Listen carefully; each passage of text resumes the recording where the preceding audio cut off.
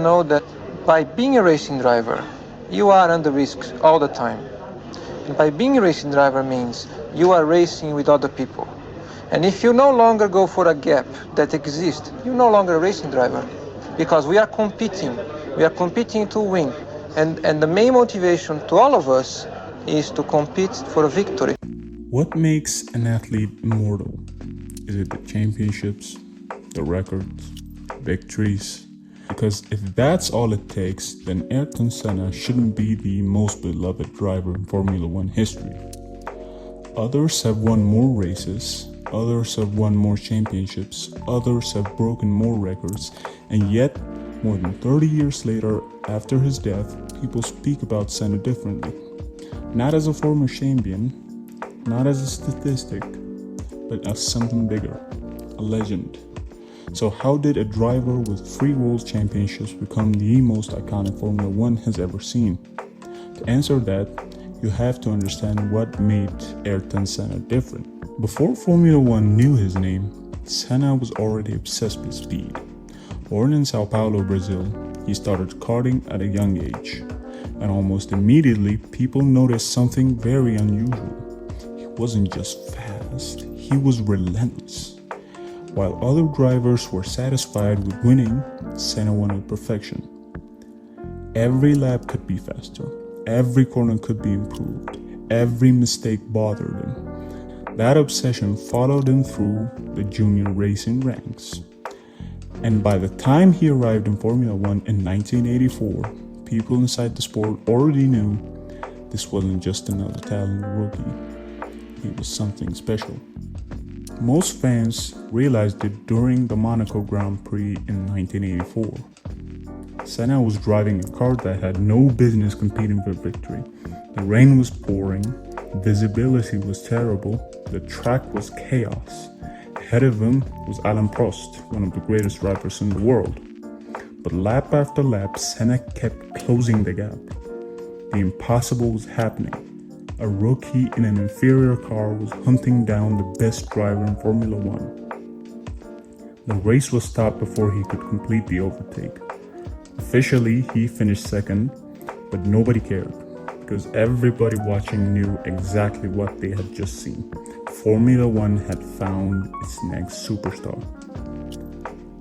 Driving in the rain separates good drivers from great drivers.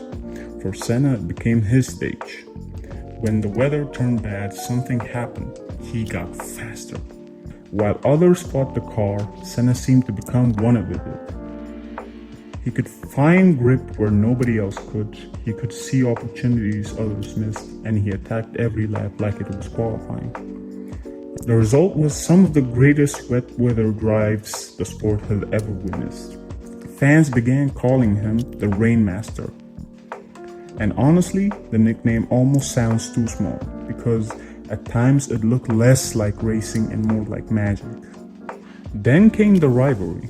Senna, Prost, 2 champions, 2 teammates, 2 completely different personalities.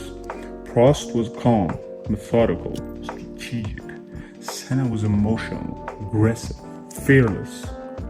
Together, they created one of the greatest rivalries in sports history. Every race felt personal. Every championship battle became a war. Sometimes they pushed each other to incredible heights. Sometimes they pushed each other too far.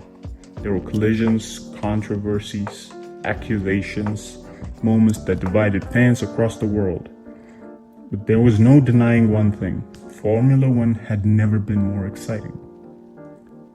By the early 1990s, Senna had become more than just an athlete, especially in Brazil. At the time when the country was struggling economically and politically, Senna gave the people something to believe in. Every race weekend, millions watched him carry the Brazilian flag after victories. Every win felt like a national celebration. He wasn't just representing himself, he was representing an entire country. And he understood that responsibility. That's why fans connected with him in a way they rarely connect with athletes.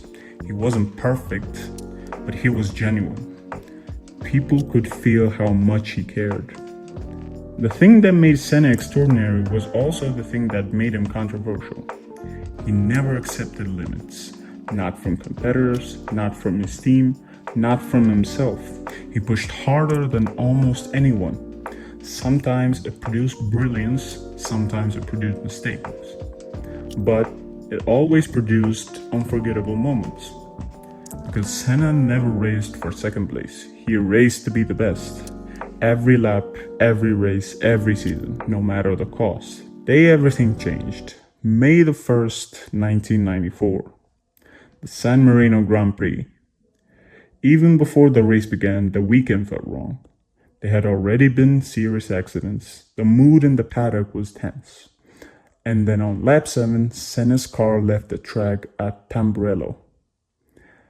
At over 300 kilometers per hour, the impact shocked the sporting world. Fans watched in disbelief.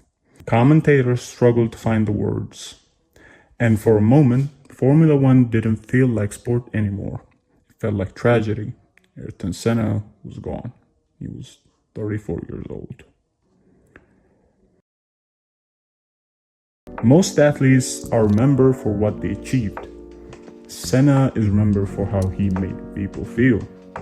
He drove with passion, with intensity, with the belief that every lap mattered.